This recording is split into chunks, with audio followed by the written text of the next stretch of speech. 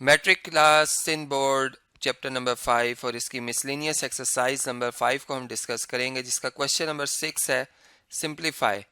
Simplify करना हमने इन factors को, जिसमें पहला फैक्टर जो है वो यानी इस तरीके से लिखा हुआ है कि x over y plus y over x within bracket, फिर इसको डिवाइड किया जा रहा है x square over y square minus 1 से, ठीक है, विद इन ब्रैकेट। पहले इसको यानी सिंप्लीफाई करेंगे तो ओवरऑल ये जब जो भी इसका एक आंसर आएगा ये एक फैक्टर बनेगा। इसी तरह जो दूसरा फैक्टर है वो कैसे आ रहा है कि उसमें x over x square plus y square लिखा हुआ है एक ब्रैकेट में, और डिवाइड करेंगे इस वाले एक्सप्रेशन को किसके साथ, y over y square minus x square से, ठीक है। तो जो भी आंसर आएगा वो दूसरा फैक्टर है। तो हमने इसे सिंपल बनाना है, सिंपलेस्ट फॉर्म में लेके आना है। इसके लिए यहाँ पर हम इन दोनों का एलसीएम ले लेते हैं, तो x और y आ जाएगा एलसीएम। अब इस टर्म में चूंकि y डिवाइज़र है और x मतलब नहीं लिखा हुआ, चूंकि एलसीएम में x आ गया है, इसलिए x इस x से मल्टीप्लाई होकर एक्स स्क्वायर बन जाएगा, और इसी तरह y इस y से मल्टीप्लाई होकर वाई स्क्वायर बन जाएगा, ठीक है। यहाँ तक हमने लिख लिया, और ये डिवाइडेड बाय लिखा हुआ है, यहाँ पर वाई स्क्वायर आएगा एलसीएम, ठीक है। चूँकि 1 का डिवाइज़र इस वक्त 1 है, तो हमने यहाँ पे देखा कि ये वाई स्क्वायर इसका एलसीएम बनता है। न्यूमरेटर जो है x square as it is रहेगा फर्स्ट टर्म का, और माइनस 1 से मल्टीप्लाई होगा वाई स्क्वायर, तो माइनस वाई स्क्वायर आ जाएगा। ये इस तरीके से हमने थोड़ा बहुत सिंप्लीफाई किया। ऐसे इसी तरफ दूसरे फैक्टर की तरफ चलते हैं। इसमें लिखा हुआ है x over x square plus y square, ठीक है, और ये डिवाइड का साइन है, तो इसका जब मल्टीप्लाई में शिफ्ट किया जाएगा तो रेसिप्रोकल आ जाएगा, यानी y square minus x square ऊपर आ जाएगा और y जो है वो डिवाइज़र में आ जाएगा। इस तरीके से ये हमने यहाँ तक इसको सिंप्लीफाई किया। अब इन दोनों को मज़ीद सिंप्लीफाई करते हैं। देखें, इसमें ये डिवाइड का साइन है, इसको जब मल्टीप्लाई में शिफ्ट किया जाएगा तो ये x square plus y square over x y लिखा हुआ है, ठीक है। इससे मल्टीप्लाई हो जाएगा वाई ओवर, बल्कि y square over x square minus Y square, ठीक है। और इसी तरह ये प्रोडक्ट लिया जा रहा है इसका, यहाँ पे साइन है, और यहाँ पर आ जाएगा x into y square minus x square divided by y into x square plus y square, ठीक है, वाई स्क्वायर। तो देखें ये जो फैक्टर्स हैं सारे मल्टीप्लाई हो रहे हैं।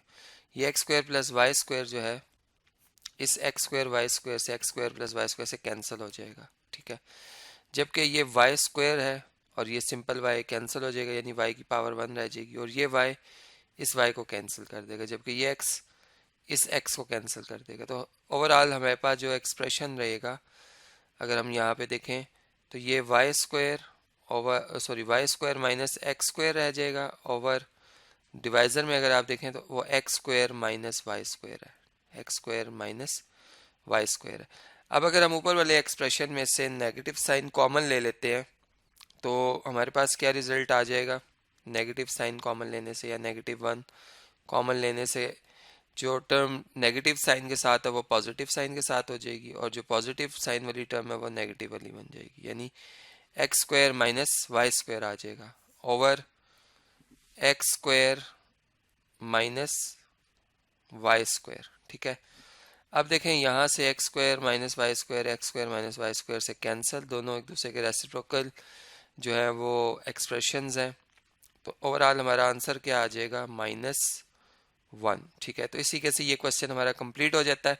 अब जो नेक्स्ट क्वेश्चन है, क्वेश्चन नंबर 7, वो आपसे डिस्कस करता हूँ। जी, क्वेश्चन नंबर 7 है कि for what value of a and b 4y⁴ plus 12y⁴ plus 25y⁴ plus 4ay plus b will be a perfect square, यानी कि a और b की क्या वैल्यू लिखने से ये पूरा एक्सप्रेशन एक परफेक्ट स्क्वायर हो जाएगा। परफेक्ट स्क्वायर एक्सप्रेशन वो होते हैं जिनका स्क्वायर रूट जो होता है वो हमेशा एग्जिस्ट करता है, ठीक है। यानी अगर हम इसका स्क्वायर रूट फाइंड कर लें तो हम ये देख सकते हैं कि जो ए और बी है वो क्या आ सकता है, ठीक है। उसके लिए हम डिवीजन मेथड से जो स्क्वायर रूट फाइंड करने का मेथड है वो यहाँ पर मैं यूज़ करूँगा, ठीक है। मैं इस एक्सप्रेशन को यहाँ पर लिख लेता हूँ 4y power 4 plus 12y power 3, इसको यानी डिसेंडिंग ऑर्डर में लिखा जाता है, और वो डिसेंडिंग ऑर्डर वेरिएबल के लिहाज से देख के लिखा जाता है, यानी वेरिएबल की हायर पावर सबसे पहले, फिर उससे लोअर पावर, फिर उससे लोअर पावर, इस तरीके से हम इसको अरेंज करते हुए चलते हैं। तो यहाँ पर मैंने इसे लिख दिया है, ठीक है। अब देखें स्क्वायर रूट फाइंड करने का जो तरीका है डिवीजन मेथड में, उसमें यह कि फर्स्ट टर्म का जो स्क्वायर रूट है वो आप मैनुअल लेते हैं, यानी जैसे हम जानते हैं कि 4 का स्क्वायर रूट जो होता है वो 2 होता है, इसे 2 इधर भी लिखेंगे इधर भी, और y पावर 4 का होता है y स्क्वायर, तो y स्क्वायर इधर भी आएगा, यानी डिवाइज़र भी बनेगा और जो कोशंट है वो भी बनेगा। इन दोनों को मल्टीप्लाई करेंगे तो 4y पावर 4 आएगी। इन दोनों को मतलब जो है सब्ट्रैक्ट कर लेंगे हम, ये कैंसिल हो जाएंगी टर्म्स। यहाँ से अब दो टर्म्स को हम डाउन ले आएंगे, एक बन जाएगी 12y क्यूब, मतलब एक टर्म ये है 12y क्यूब और दूसरी है 25y स्क्वायर। अब इन दोनों के कोफिशिएंट्स को ऐड किया जाएगा, 2 + 2 कितना होता है 4, और वेरिएबल एज इट इज़ रहेगा y स्क्वायर।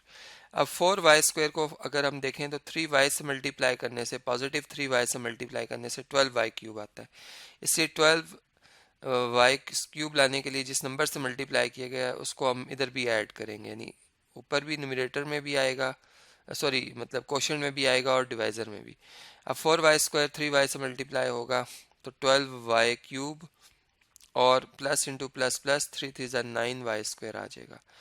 इन दोनों का डिफरेंस ले लेंगे हम यहाँ पे, यानी कि हम इनको सब्ट्रैक्ट करते हैं, इनका साइन चेंज हो जाएगा, ये कैंसिल हो रही है टर्म्स। यहाँ पे 25 में से 9 माइनस करें 16 आ जाता है 16y स्क्वायर। अब ये दोनों टर्म्स हम नीचे लेके आएंगे, प्लस 4ay और प्लस b।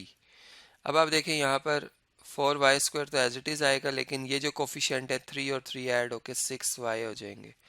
अब देखिए 4y स्क्वायर को किस नंबर से मल्टीप्लाई किया जाए कि ये क्या बन जाए, ये बन जाए 16y स्क्वायर, तो ये है +4 जी, तो +4 इधर भी लिखेंगे इधर भी लिखेंगे। अब ये हो जाएगा 16y स्क्वायर, 6y 4 से मल्टीप्लाई होगा तो 24y आ जाएगा, और 4 से मल्टीप्लाई होगा तो 16 आ जाएगा। अब इन तमाम का डिफरेंस लेंगे हम, और चूंकि हमें ये बताया गया है कि गिवन एक्सप्रेशन एक परफेक्ट स्क्वायर है, तो इसका डिवीजन मेथड में जो रिमाइंडर आएगा वो लाजमी 0 आएगा। यानी इस टाइम अगर आप देखें तो ये आ रहा है 4ay माइनस 24y और प्लस b माइनस 16, ये इसका रिमाइंडर आ रहा है, ठीक है।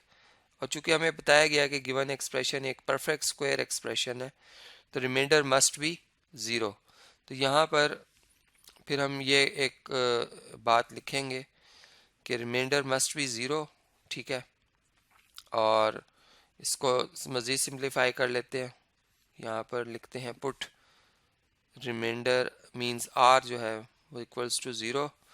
तो जब हम इसे 0 पुट करेंगे, क्योंकि कैंसिल हो गई थी 16y स्क्वायर से, तो यहाँ से हमें पता चल रहा है कि 4a माइनस 24, अगर आप देखें तो इन दोनों में से आप y कॉमन ले सकते हैं, और यहाँ पर लिखा हुआ है b माइनस 16 और ये इक्वल है 0 के।